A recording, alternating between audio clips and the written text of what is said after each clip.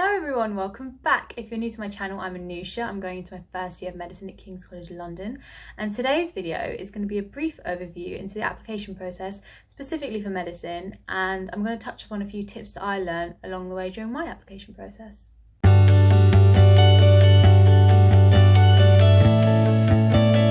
Now, as always, before we do start, I have my mug. However, it's a tea today, not a coffee, guys, to prove that I'm not a coffee addict.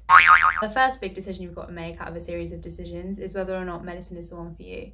Now, of course, medicine is incredibly rewarding. You get to help patients, make a small impact in their lives, hopefully see them improve. That's a great feeling, but it's also a big commitment. Now, for most medical schools, the minimum course length is 5 years, sometimes 6, depending on where you go. For King's, it can go up to 7 if you're doing the EMDP, which is the Extended Medical Degree Programme, and that is the minimum. Then you have junior doctor years and you have training years, so that could be a minimum of 10 years. That's a lot of years. So you need to make sure that that's a commitment that you're willing to take, and it's something that you're going to enjoy as well. My best advice, in short, is to research different medical degrees at the different universities, see the day-to-day life, see if it's something that you could adjust to and if it's something that you like. If so, then go for it. Now let me touch upon work experience for a minute, because work experience is so important. I can't emphasize that enough. For me, it was probably the biggest stepping stone that made me realize that I wanted to do medicine. But for a lot of my mates, it was the big reason that they didn't want to do medicine, and then that was okay. And so then they went on to choose other career paths. Doesn't matter what sort of work experience you do. It could be in a hospital, it could be in a care home, it could be in a GP surgery, it could be in a charity shop, it could be teaching someone. So if you do decide that medicine is what you want to apply for, you then have to sit the UCAT, which is the UK Clinical Aptitudes Test. Now, most medical schools require you to take this, and then they use your score as a factor when deciding whether or not they want to call you to interview. Now, you can book to sit your UCAT from any time between July and October. I sat mine in about mid-August, but of course you can decide when you sit. You get your UCAT score quite quickly after you've done it, which was another thing that kind of took me by surprise, because everyone always says, oh, you get it straight after, but I literally came out of the room and then the paper was there ready for me, and I was a bit like, but it's okay. It was not okay. Then once you have your score, you can look at where you stand within the deciles, which is the different categories that rank your UCAT score, and you can see what universities you may want to apply for. Different universities weigh your UCAT score differently in terms of when they think about whether or not they're going to take you for interview. So again, make sure you do your research for that and be aware of which universities have cut-offs and which ones do not. Now, of course, UCAT doesn't completely restrict you from all UK universities. There are 33 medical schools within the UK, so plenty to choose from. However, if for some reason you are unhappy with your UCAT score, there are many options for you. You can then take the BMAT, which is something that you can consider, which is something that I did. I wasn't unhappy with my UCAT score, but the universities that I was considering required me to sit the BMAT.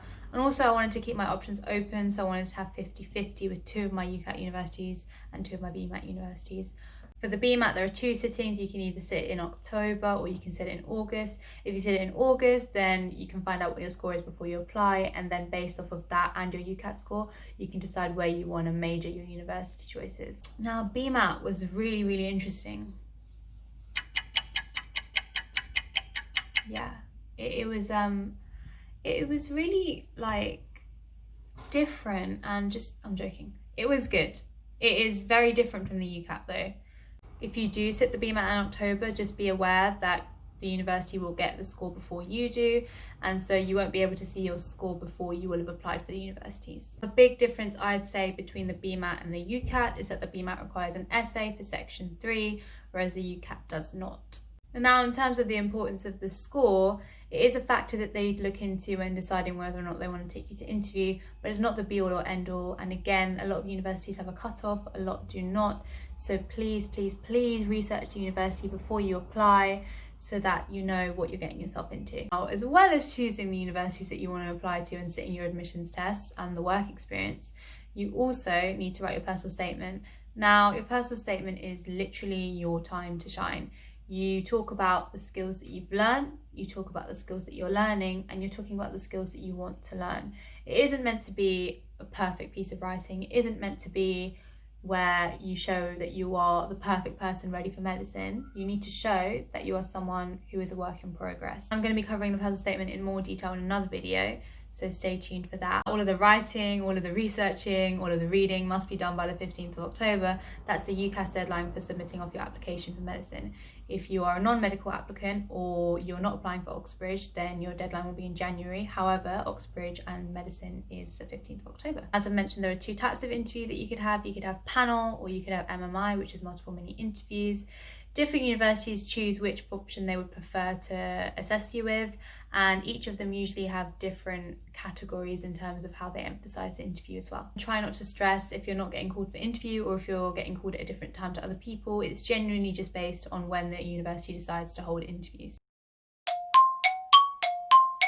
The only thing you really can do is just wait for your offer and have faith that you've done the best that you can in your interview. Maybe distract yourself by looking at all of the A-level content that some people may or may not have overlooked over the interview period,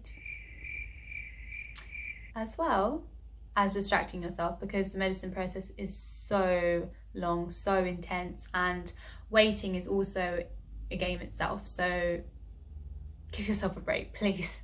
But yeah, that's my brief-ish overview of the medical application process and the different steps that you have to do. I will be releasing more separate videos for interviews and the likes of entrance exams. I'll be putting up polls on my Instagram story too. My Instagram is @mygktmonologues if you want to check it out.